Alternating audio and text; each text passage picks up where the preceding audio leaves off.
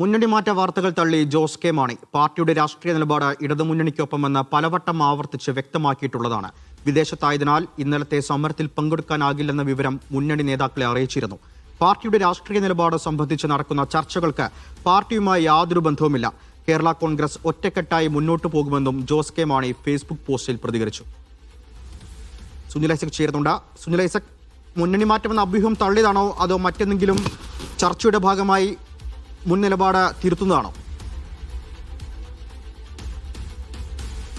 സച്ചിൻ, ഇന്ന് രാവിലെ മുതൽ തന്നെ കേരള കോൺഗ്രസ് മാണി വിഭാഗത്തിന്റെ മുന്നണി മാറ്റ ചർച്ചകൾ വളരെ സജീവമായി അന്തരീക്ഷത്തിലുണ്ട്.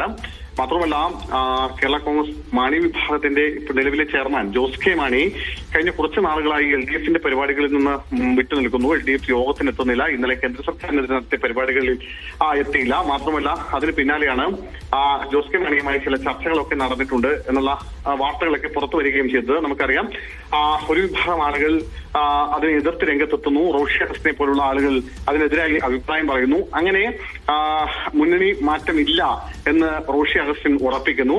ആകെയുള്ള 5 MLA-മാരിൽ 2 പേരും മുന്നണി മാറ്റം ചർച്ചകളിലേ ഇല്ല, ഇടതിനൊപ്പം തുടരുമെന്ന തരത്തിൽ സോഷ്യൽ മീഡിയയിൽ പോസ്റ്റ് ഇടുകയും ഒക്കെ ചെയ്തു. അപ്പോഴും പക്ഷേ ജോസ് കെ മാണിയുടെ മൗനം ദുരൂഹമായിരുന്നു. അത് മാത്രമല്ല, പലതരത്തിലുള്ള അഭ്യൂഹങ്ങൾക്ക് വഴിമരുന്നിടുകയും ചെയ്തിരുന്നു.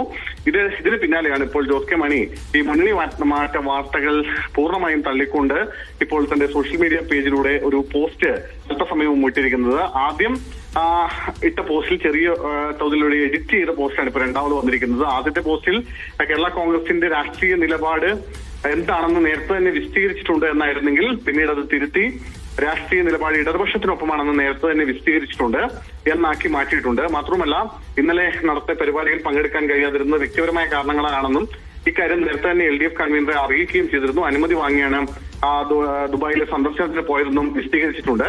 മാത്രമല്ല, ഇപ്പോൾ അന്തരീക്ഷത്തിൽ നടക്കുന്ന ഏതെങ്കിലും ചർച്ചകൾക്ക് പാർട്ടിയുമായി ഏതെങ്കിലും തരത്തിൽ ബന്ധമില്ല, പാർട്ടിയുടെ രാഷ്ട്രീയ നിലപാടുകൾക്ക് മാറ്റമില്ല എന്നാണ് ഇപ്പോൾ ജോസ് കെ മാണി പറയുന്നത്.